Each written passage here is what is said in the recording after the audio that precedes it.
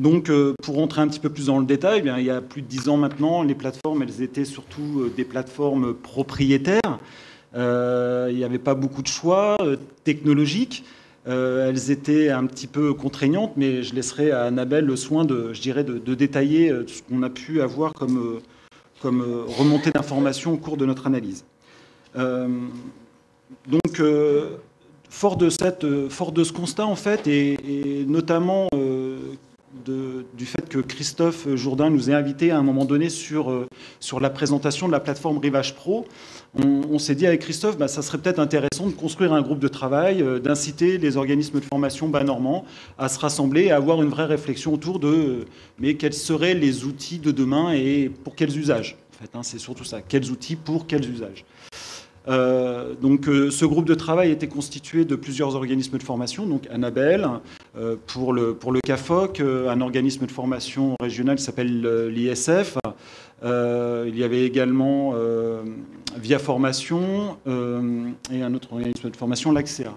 Donc 5 organismes de formation avec des participants qui étaient très hétérogènes. C'est-à-dire qu'on retrouvait dans le groupe de travail des techniciens, des pédagogues, des équipes de direction. Donc c'était vraiment très riche en termes d'échanges, puisque les attentes de chacun étaient totalement différentes. Et on a eu également la chance de pouvoir appuyer notre réflexion sur l'étude du cabinet Stratis. Donc, je la recite une deuxième fois, puisque Christophe l'a cité tout à l'heure. Mais c'est vrai que Communautique a mis à notre disposition cet outil. Et c'est vrai que cet outil a vraiment été un très très bel outil. Oui, je sais que Jean-Luc est là. On va lui demander de lever la main, parce que si ça intéresse d'autres personnes, c'est lui, là. D'accord. Mais je tiens à préciser que cet outil nous a vraiment aidés dans l'approche. Parce que c'est vrai qu'on est toujours un petit peu confronté à comment fait-on pour rentrer dans un outil, le mettre en place et puis aller un petit peu plus loin dans l'analyse, construire son propre cahier des charges. Et c'est vrai que cet outil nous a vraiment fait gagner du temps, je dirais, en termes d'analyse. Donc, je vais laisser la parole à Annabelle sur la partie, je dirais, plus organisation du groupe de travail et comment est-ce qu'on a pu avancer ensemble. Alors, donc on a eu 3 séances de travail avec ce groupe communautique. La première séance de travail, on a échangé sur nos usages des plateformes de formation à distance et on a travaillé également à partir de l'étude Stratis. Donc cette étude fait la comparaison de 9 plateformes open source à partir d'une dizaine, enfin même plusieurs dizaines de critères. Et en prenant cette étude Stratis, on a sélectionné les critères qui nous semblaient importants et intéressants pour nos organisations. Lors de la deuxième séance, on a essayé de rêver un peu et de décrire la plateforme idéale. Quelle serait notre plateforme idéale pour pouvoir écrire notre cahier des charges pour notre institution, puisque chaque organisme, chaque structure a des besoins différents. Et on a essayé de décrire les fonctionnalités essentielles de cette plateforme idéale. À partir de ces critères, on a repéré 3 plateformes qui pouvaient répondre à nos besoins. Donc à savoir Chamilo, Dokeos et Moodle. Et en 3e séance, on a étudié de façon plus approfondie ces 3 plateformes. On a repris l'étude Stratis et on a confronté nos critères avec ces 3 plateformes. Donc je vais essayer de vous résumer nos réflexions en 3 points. Donc la première réflexion, c'était sur la place que peut tenir une plateforme de formation à distance dans nos dispositifs de formation multimodale. Donc on s'est rendu compte que la plateforme de formation à distance a une place essentielle. On s'est posé la question, est-ce qu'on peut se passer d'une plateforme de formation à distance aujourd'hui? Donc clairement pour nous, ce n'est pas possible.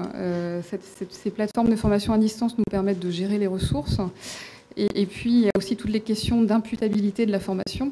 Il faut pouvoir fournir un faisceau de preuves des parcours de formation de nos stagiaires et les fonctions de tracking et de statistiques de ces plateformes nous aident grandement dans cette tâche.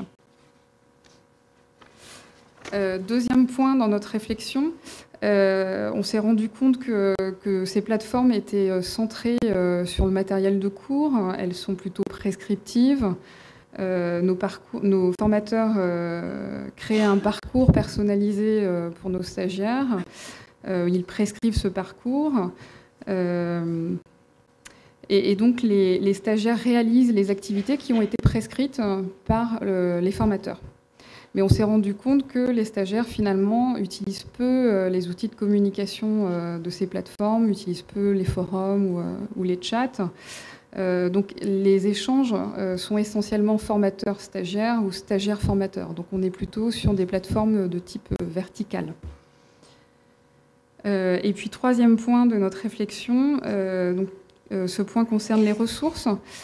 Sur nos plateformes, on a deux types de ressources. Donc, soit des ressources qui ont été achetées ou louées à des éditeurs, ou des ressources qui ont été conçues par nos équipes pédagogiques. Donc, je vais vous parler des ressources conçues par nos équipes. Donc, nos équipes pédagogiques, avant de pouvoir mettre une ressource sur la plateforme, donc ça passe par un long processus de création, de conception, d'échange avec le responsable pédagogique. Et une ressource, avant d'être mise en ligne, bien souvent, doit être validée par le responsable pédagogique, voire par un de nos inspecteurs. Donc on est sur un processus long de création et d'enrichissement de ces plateformes, ce qui peut être aussi un frein dans l'utilisation de ces parcours. Et puis le mode de conception de ces ressources, on conçoit des ressources qui vont être pérennes. Bien souvent, une fois qu'une ressource est mise en ligne, on ne va pas la modifier. Donc ça peut poser quelques difficultés à nos formateurs. Les formateurs peuvent avoir des difficultés à s'approprier des ressources qui ont été créées par d'autres et des ressources qu'ils ne peuvent pas modifier, qu'ils ne peuvent pas enrichir. Ces processus également coûtent très cher. Pour concevoir des modules de type SCORM, il y a un gros travail derrière qui prend du temps. Et puis ces modules ne peuvent pas toujours couvrir tous les besoins de nos stagiaires, surtout si on est dans une démarche d'individualisation des parcours. Donc quand on a rêvé à notre plateforme idéale, on a rêvé d'une plateforme qui nous permette d'enrichir les parcours avec des ressources plus légères, qui soient moins pérennes, que les formateurs puissent enrichir les parcours de formation avec des ressources piochées sur le web. Aujourd'hui, il y a une richesse du web, on peut trouver plein de ressources, des vidéos, des fichiers son, des images. Et je vais me faire l'avocat du diable. Je peux faire l'avocat du diable ? Oh, allez, vas-y. De toute façon, si c'est interdit, tu vas le faire quand même. Ça, c'est pas lié à la plateforme, c'est à comment on utilise l'outil, c'est pas l'outil. Oui, mais notre réflexion, c'est que la plateforme contraint nos usages aussi. Parce qu'on n'a pas toujours les fonctionnalités on ne peut pas forcément donner la main au formateur pour enrichir les parcours. On a une plateforme aussi qui contraint... Tu ne peux pas donner la main. Mais c'est pas si évident que ça. Et puis... c'est tout l'avocat du diable. Non, mais c'est tout le dispositif pédagogique qui n'est pas pensé comme ça non plus. Mais c'est cette plateforme, on a des plateformes propriétaires qui ont été conçues en fonction de nos usages et de nos besoins. Et nos besoins, il y a 10 ans, c'était que nos équipes pédagogiques créent des parcours et des modules de formation et que ça passe par un long processus de création. On est bien en train de parler de plateformes de première génération, hein. Donc celles qui n'ont pas beaucoup évolué non plus, hein, au regard de celles qu'on trouve à l'heure actuelle sur le marché. Donc c'est vrai que sur un plan d'usage de ces plateformes-là, elles sont très contraignantes. Parce que là, ce que vous décrivez, c'est un workflow éditorial, c'est-à-dire que ça doit passer par Pierre Paul Jacques, ensuite c'est... Oui, mais c'était comme ça. Enfin, la conception avait été... Sur les plateformes Moodle, Caroline, tout ça. Non, on ne parle pas de celle-ci, justement. On ne parle pas de celle-ci. C'est celle qu'on a observée. Ah, d'accord. Mais aujourd'hui, ce ne sont pas nos plateformes. D'accord. Nous, on est bien sur les vieilles plateformes. Ok. Voilà, donc nous rêvons d'une plateforme où l'on puisse alimenter avec des ressources légères, des grains pédagogiques très fins et qu'on puisse modifier, réagencer ces ressources pour créer des parcours pédagogiques plus simplement et avec plus de liberté. Un grain fin, c'est une vidéo YouTube par exemple, c'est un grain fin ça ? Oui, enfin, on peut l'associer. Oui, bien sûr. Voilà, et donc je vais laisser la parole à Lilian pour vous parler de l'évolution de l'environnement technologique. Ouais, là, je me retrouve déjà un petit peu plus. On en a parlé, je pense, pendant toutes les journées du FUD. Là, c'est ce boom des technologies qui sont apparues. Alors, tu mets le micro, je crois. Un petit peu plus près, là. C'est mieux ? Oui, c'est beaucoup mieux comme ça. Voilà. J'ai du mal. Hein. Il va falloir que je me rapproche, sinon c'est pas grave. Donc, force est de constater également que ces technologies, elles ont complètement envahi notre quotidien. ça passe par des outils, ça passe par des médias, ça passe par des tuyaux. Je dirais que tout est en train de totalement évoluer et ça a une incidence forte, je dirais, sur notre manière d'appréhender notre système d'information de demain, en fait. C'est-à-dire que notre système d'information de demain va bouger, obligatoirement, parce qu'il va bien falloir tenir compte à un moment donné de cette volonté de mobilité, d'accessibilité. Donc accessibilité à l'information, ça veut dire j'accède de n'importe où, n'importe quand, par n'importe quel média à l'information dont j'ai besoin. Et le fait est que actuellement, toutes ces technologies-là, elles sont accessibles au niveau de l'individu. C'est-à-dire que chaque individu a un téléphone mobile, a une tablette, enfin de plus en plus d'individus ont accès à ces technologies. Et derrière, en parallèle de ça, les tuyaux suivent, puisque c'est clair qu'on parle de plus en plus de plans numériques. Donc ces plans numériques viennent déployer la fibre jusque chez l'individu. Je parlerai de notre cas, le plan numérique orné est fait pour amener la fibre optique jusque chez le particulier demain. Et ça, à l'environ, je sais pas, 2020, donc ça va venir quand même très très vite. La 4G qui est arrivée, vous en avez tous entendu parler forcément, avec des débits astronomiques. Et puis surtout des technologies, je dirais, qui prennent une place de plus en plus importante. C'est ce qu'on peut appeler ces technologies du Web 2.0, ces outils du Web 2.0, avec les réseaux sociaux. Je ne vais pas revenir dessus, mais bon, ça, ils font partie du quotidien. Et quand on s'est baladé, j'irais sur les différents ateliers. Tout à l'heure, on a pu constater qu'ils étaient omniprésents, je dirais, dans les usages qui pouvaient être faits par les organismes de formation. Deux outils qui, pour moi, sont majeurs parce qu'ils révolutionnent l'accessibilité aux données. C'est vraiment le combat que se livrent Google et Microsoft entre Google Apps et Office 365. Et je pense que je trouve très intéressant, forcément, qu'ils soient deux, puisque forcément, il y a une concurrence qui va nous permettre d'accéder aux meilleurs produits. Mais c'est vrai que demain, cette capacité de pouvoir partager, de pouvoir accéder à ces données de n'importe où, n'importe comment est vraiment essentielle. Et puis tous ces outils que l'on retrouve, je dirais, présents, pas présents au sein des plateformes, et ça fait partie des questions qu'on va amener à un moment donné. Ces wikis, ces blogs, qui sont des outils que chacun utilise au quotidien pour pouvoir communiquer ou pour pouvoir s'informer sur différents outils. Je dirais qu'on passe peut-être aux questions. Donc, non, oui, juste un dernier point, c'est l'évolution de l'environnement. L'évolution de l'environnement de travail, forcément, ces outils-là amènent l'évolution de l'environnement de travail du formateur, du stagiaire, et c'est à nous également de prendre en compte cette évolution dans les solutions qu'on mettra en œuvre à l'avenir au niveau de chacun de nos différentes structures. Voilà.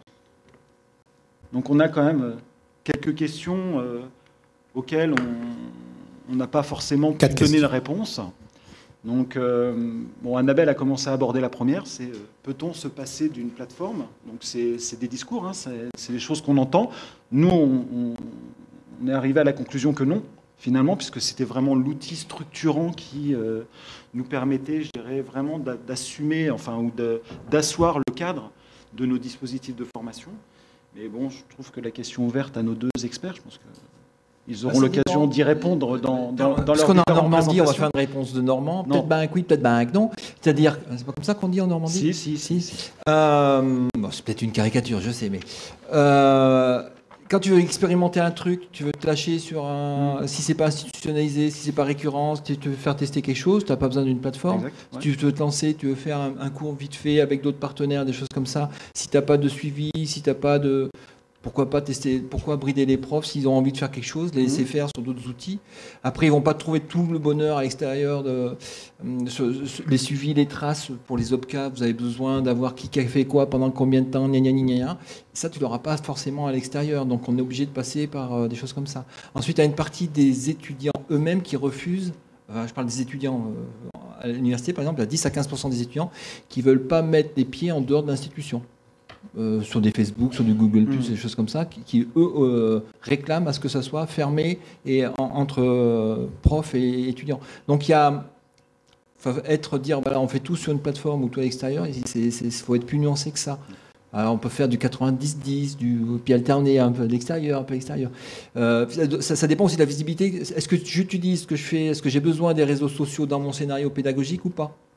On parlera peut-être des MOOC ou d'autres types de cours un peu ouverts. Est-ce que dans mon scénario, je vais chercher des activités à l'extérieur ou pas? Est-ce que je reste fermé et centré sur la classe ou est-ce que je veux m'ouvrir?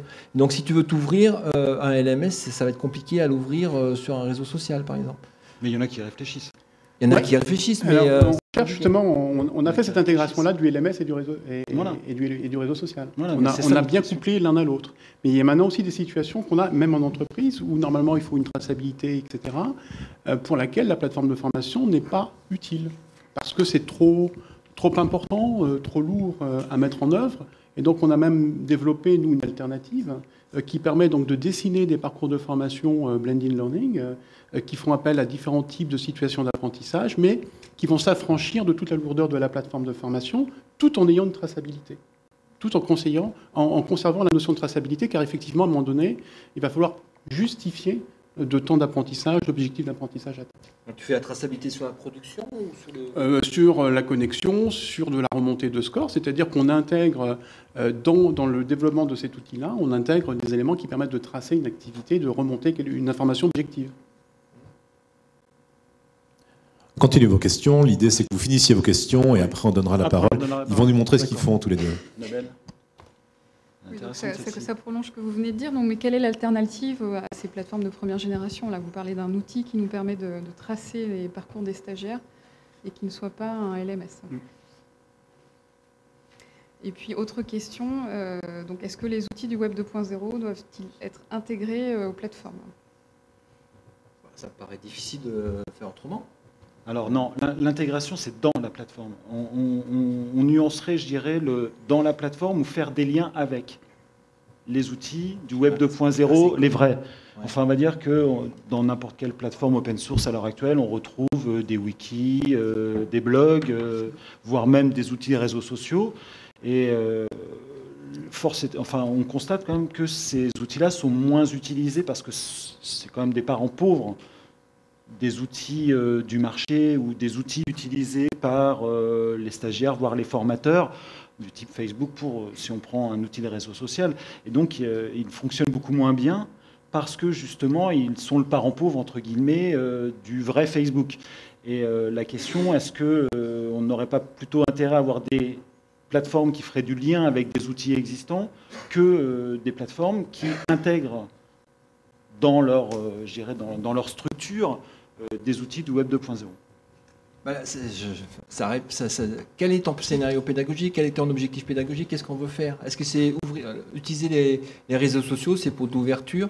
Alors c'est aussi parfois de la facilité d'ergonomie, parce que les discussions sont peut-être plus faciles sur un forum Facebook que sur un forum de plateforme. On n'arrive plus à suivre.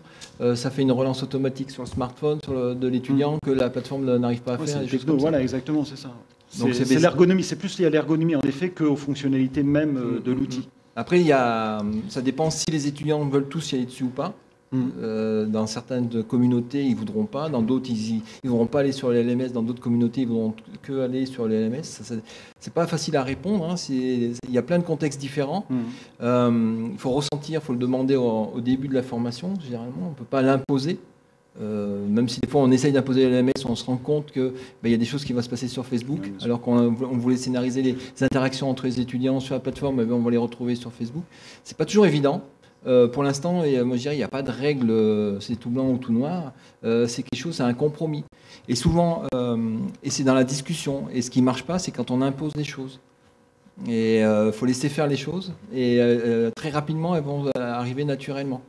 Mais quand on fait un choix de plateforme, on est un peu contraint, c'est ce que je veux dire par rapport à ça. Oui, mais tu as un choix de plateforme qui est contraint, mais après, dans chaque usage, dans chaque classe, dans chaque cours, dans chaque session, chaque pédagogue, il a son liberté de... Bien sûr. Un peu quand même de jouer, un peu. Et normalement. Et c'est à lui de voir, de sentir avec son public qui est sur Facebook, qui n'est pas sur Facebook, qu'est-ce que vous avez envie, vous n'avez pas envie, qu'est-ce qu'on va pouvoir y faire, est-ce que ça a un intérêt ou pas d'y être. Des fois, ça serait plus perturbant qu'autre chose. Des fois, ça peut être un avantage. Ça se scénarise, ça se prévoit un peu en avance. Qu'est-ce que tu en penses? Je te sens bien silencieux. Ben oui, tu parles beaucoup. Peut-être que l'un ou l'autre de vous deux peut commencer par montrer ce qu'il fait. Comment il fait? Il y avait une quatrième question, je crois, non? Oui.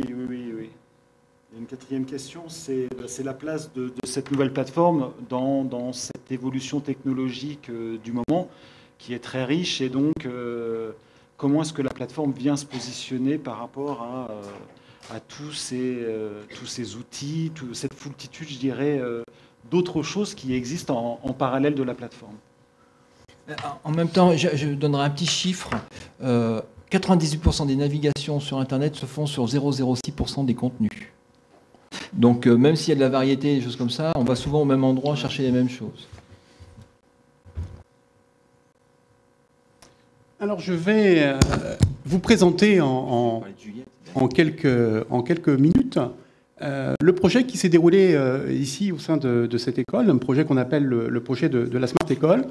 Et je vais vous le présenter en cherchant autour d'une histoire à vous dire pourquoi ce projet est né, ce qu'il a engendré en termes de travail, et quel est le résultat, où on en est aujourd'hui après 12 à 13 mois d'efforts, parce que quand on est dans une école comme celle-ci, 3000 étudiants, l'objectif est de transformer ou de faire évoluer la pédagogie sur une période de 3 à 4 ans, et je vais vous expliquer un petit peu comment on a cherché à le faire. Alors, je vais vous raconter l'histoire d'une étudiante qui un jour va intégrer cette école. Cette étudiante s'appelle Juliette. Elle est née en 2007. Et en 2007, c'était l'arrivée de ses premiers outils mobiles, tactiles. Et donc, dès sa naissance, elle était à la maison, mis face à face, où elle s'est appropriée toute seule d'elle-même, en tout cas, ce petit jouet qui est venu augmenter les jouets qu'elle avait par ailleurs. Ça la poursuit. C'est-à-dire que ces objets nomades, tactiles, présents partout, s'installent dans la famille, s'installent un petit peu partout dans la société. Et Juliette arrive à l'âge de 2-3 ans avec déjà des agilités, des habitudes pour utiliser cet outil. Ça devient un composant, un élément de sa vie. Elle intègre l'école maternelle. Intégrant l'école maternelle, Juliette est toujours confrontée ou a toujours cet outil à disposition pour travailler, et cet outil lui sert aussi à apprendre à lire, apprendre à écrire. Alors on commence à apprendre à écrire sans stylo, on commence à apprendre à écrire avec le doigt. On voit apparaître dans certains pays où on dit ben tiens, même le passage du baccalauréat se fera maintenant sans papier et sans crayon, mais se fera sur des outils numériques. Donc voilà, les apprentissages de Juliette commencent à être différents dès son entrée dans la maternelle. Quand elle va arriver au primaire, on va la confronter encore à des nouvelles situations. Donc là, elle est dans une situation de travail collaboratif, où on lui demande, en fait, avec d'autres camarades de sa classe, de co-construire ses savoirs. Ce n'est pas forcément le maître, la maîtresse, l'enseignant, l'institut, ce que vous voulez, qui va lui donner le savoir qu'elle doit connaître. On lui apprend à le faire par elle-même et avec les autres. Donc c'est quelque chose qui va devenir une habitude chez elle au fur et à mesure du déroulement de sa scolarité jusqu'à son entrée dans la vie professionnelle. Juliette grandit. On est en 2021, et en 2021, elle va passer son brevet des collèges. Et là, vous la voyez, elle est dans une voiture, elle rentre de vacances, elle est en famille. À sa droite, il y a son frère qui regarde un film, la voiture est connectée sur Internet. On est donc dans ce qu'on appelle l'IPv6, dans ce qui permet cet Internet connecté en permanence. Juliette se fait un petit peu rouspéter parce qu'elle n'a pas beaucoup bossé pendant ses vacances, donc les parents sont là devant, ils la contraignent à travailler. Elle se connecte sur un site dans la voiture qui s'appelle le Mathou-Matheux. Elle va réviser quelques éléments de mathématiques. Elle en profite aussi pour se connecter sur le réseau social de son école, où elle va pouvoir se connecter, poser des questions à certains de ses camarades de classe. Donc elle est en interaction, elle est toujours dans cette logique de co-construction de savoir avec les autres. 2024, elle prépare son bac. Elle va passer son bac. Et préparant son bac, Juliette est toujours dans ces logiques où de plus en plus, on ne demande pas à un de faire quelque chose, mais on donne à plusieurs de faire un ensemble de choses. Donc le travail, ça ne sert à rien qu'on fasse, on est 20 dans une classe, 20 le même travail, on va se répartir la tâche et on va ensuite partager le travail des uns et des autres. Donc on va travailler réellement en équipe, en projet, on va se faire confiance. Donc les uns vont travailler les mathématiques, les autres vont travailler l'histoire, et puis on sera obligé de partager tout ça à un moment donné, ou alors on se partage le programme d'histoire. Voilà. Vous avez une discussion entre Juliette et l'un de ses amis dans la classe. L'ami, lui, est resté à la maison, il n'a pas voulu venir au lycée, il avait besoin d'avancer son travail, et il dit à Juliette, ben, écoute, moi je vais faire telle partie du travail, et toi tu me feras une autre partie. Juliette va passer son baccalauréat, et pour le préparer, ce bac, étonnamment, elle ne va pas tomber sur sa structure, son établissement de formation pour la préparer à cet examen. Étonnamment, elle va trouver des acteurs extérieurs. Par exemple, vous avez vu fleurir dans les librairies l'été dernier des magazines du Monde pour préparer le baccalauréat. Peut-être aurez-vous vu également Canal+, qui propose une chaîne de télévision pour préparer son baccalauréat. Et plus encore, Canal+, qui dit « Achetez-moi quelque chose », et le quelque chose, c'est un coach, du coaching, et je vous aide à avoir une mention. Alors, est-ce que c'est le rôle d'une télévision que de faire ce type de travail? Et c'est vrai, on constate de plus en plus que le système éducatif formel, formalisé, va faire une partie du travail, mais de plus en plus, il y a des acteurs en périphérie qui sont en train de monter en puissance et qui vont apporter aussi des réponses à des besoins de formation. Là, sur l'écran, vous voyez un site qui s'appelle Learning Shelter, où en fait, c'est quoi? C'est vous, c'est moi, on a une compétence et on va monnayer cette compétence sur Internet pour aider d'autres qui en ont besoin. Alors, ce n'est pas un échange gratuit, là, en l'occurrence. Des gens savent faire quelque chose, savent bien le faire, et pour quelques euros de l'heure, ils vont monnayer leur savoir-faire à d'autres qui en ont besoin. Voilà le type de site qui aurait tendance à se développer dans ces idées de partage. Alors là, est-ce que c'est vraiment du partage de savoir? Mais en tout cas, il y a aussi du savoir qui se monnaie. Et des acteurs comme ça qui arrivent en complément, je dirais, des institutions plus formelles. Les gros acteurs aussi du web sont très présents, voire de plus en plus présents. Des acteurs sont émergents. YouTube, avec Google, alors on le connaît tous, mais YouTube Education, qui essaye de faire la même chose qu'Apple avec iTunes U, commence aussi à avoir pas mal, je dirais, de matières premières réalisées par différentes écoles, différentes universités à travers le monde. Propose également un éditeur de cours, là, le Course Builder. Vous avez Microsoft qui dit, encore une fois, il ne faut pas que je sois trop à la traîne, qui commence à proposer également des produits. Et on a entendu parler, je crois, ce matin de la classe inversée avec la Khan Academy, par exemple, où là aussi, vous avez des progressions très rapides de connexion de personnes qui cherchent en fait des alternatives sur comment je peux bien apprendre et aussi peut-être se faire plaisir à apprendre. 2024, Juliette a eu son bac et puis elle a préparé les concours pour entrer dans une école de commerce et elle a fait le choix de l'école de commerce dans laquelle vous êtes, où il y avait ce projet de Smart École. Alors elle le fait pourquoi? Elle le fait parce qu'on lui a dit que, durant sa scolarité, elle aura du travail collaboratif, ce qu'elle sait bien faire. Elle pourra continuer à faire ce qu'elle aime faire, de créer, de co-construire avec les autres, d'apprendre à travailler sur des choses très différentes les unes des autres. Donc dans cette Smart École, elle va avoir un ensemble d'outils, parmi lesquels il y a un réseau social privé d'école qui est couplé à un LMS. Donc la porte d'entrée, c'est le réseau social, et derrière, on va pouvoir accéder également au contenu, aux cours. Alors tout ça se fait sur des bases de produits open source, dit au passage dans l'histoire. Juliette va accéder donc autour toujours de cette fameuse tablette, puisque le programme ici mis en place sur une première année. On a distribué 500 tablettes il y a maintenant 8 semaines à peu près. Des tablettes qui ont équipé chacun des étudiants, qui vont conserver cette tablette pendant les 3 années de leur scolarité. L'ensemble du corps professoral a été également équipé de cette tablette. Et pendant 1 an, on a préparé le corps professoral à imaginer des scénarios de formation en mettant du collaboratif dans ces scénarios de formation, au-delà de la ressource formalisée, et aussi d'aller chercher de la ressource et de créer de la ressource directement dans la salle de formation. Par exemple, je le disais déjà tout à l'heure, mais Juliette partage le travail. On a une activité collaborative qui est l'écriture du polycopier. de plus en plus, je dirais que les enseignants utilisent plutôt le support diaporama que le support rédigé. On sait aussi que la prise de notes est un élément qui peut être important dans l'apprentissage, mais ça ne sert à rien que tout le monde saisisse la même chose dans une salle.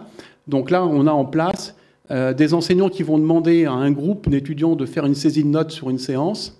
Ils leur donnent une semaine pour finaliser, ils ramènent leur travail, le travail est évalué, et quand le cours est terminé, on fait un livre électronique qui est publié sur la plateforme. Donc c'est l'écriture des étudiants, donc qui apprennent aux autres étudiants leur contenu. Voilà une façon de créer du contenu directement à partir des étudiants.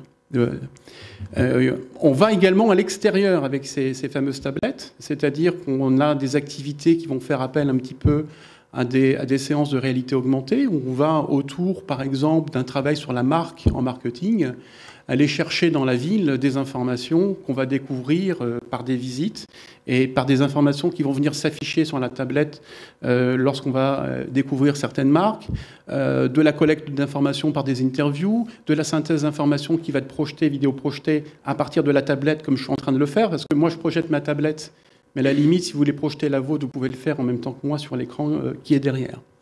Ce qui avait également séduit Juliette, c'est l'emploi du temps qu'on lui a proposé. Parce que cet emploi du temps-là, en fait, tout en restant sur son campus en Normandie, au moins un certain temps, puisqu'elle a également une année d'études qui est prévue à l'étranger sur les 5 années, mais dès le départ, on lui propose des cours avec des universités étrangères. Et même en tenant compte des décalages horaires entre les différents continents, dès le début, Juliette va pouvoir, recevoir des enseignements de cours qui viennent des États-Unis, qui viennent d'Asie, qui viennent d'un petit peu partout dans le monde. Donc ça fait quelque chose qui enrichit sa vision des choses, sa culture et son partage d'informations de manière un petit peu plus large. Elle participe à des MOOC qui sont ouverts et auxquels l'institution à laquelle elle appartient souscrit. Et puis, elle est en alternance. C'est-à-dire que 2 jours dans la semaine, elle va être en entreprise pour pouvoir, aller acquérir des savoirs, cette fois-ci non pas formels, mais informels, et venir consolider tout ça ensuite en salle. Et puis, le samedi matin, elle vient en cours, non pas en cours, mais pour faire du travail personnel.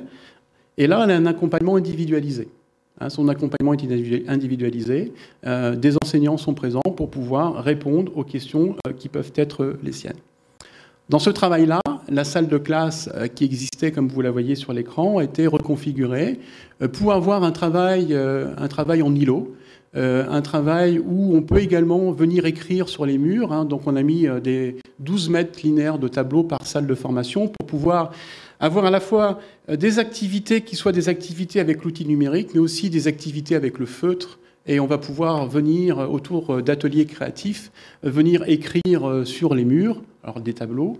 On a d'autres systèmes où on est directement on écrit sur les murs. On travaille en petits groupes, même si la totalité d'un groupe, c'est souvent entre 40 et 50 personnes, ce qui n'est jamais très facile pour animer, des séances de travail collaboratif. 20%, c'est le temps que l'on demande à un enseignant pour faire sur son volume d'heures globales de cours des activités collaboratives. Donc on va créer du contenu. Vous voyez là sur l'écran donc une interaction tablette entre Juliette et un autre étudiant dans la salle, où en fait elle présente quelque chose et un étudiant peut venir projeter également sa tablette à côté de la sienne et donc montrer ce qu'il pense, ce qu'il a envie d'exprimer directement au reste de la salle également. 2029, Juliette a fait un parcours sans faute. Elle sort avec son master grande école. Mais 2029, par rapport au 2013 où on est, pourquoi ne pas imaginer que la tablette qu'aura Juliette réellement en 2023 sera une tablette tellement miniaturisée que je pourrais la porter sur moi, avec des grands écrans flexibles et souples qui me permettront de travailler dans différentes situations. La réalité de 2013, c'est celle que je vous ai expliquée, où on a cherché dans ce projet à mettre réellement le collaboratif, la création, l'implication, l'engagement des étudiants dans leur apprentissage, des processus d'individualisation, de partage, de communication synchrone asynchrone, et de faire en sorte aussi que le savoir informel puisse revenir dans l'école et qu'il soit accepté par le corps professoral. Voilà l'histoire de Juliette.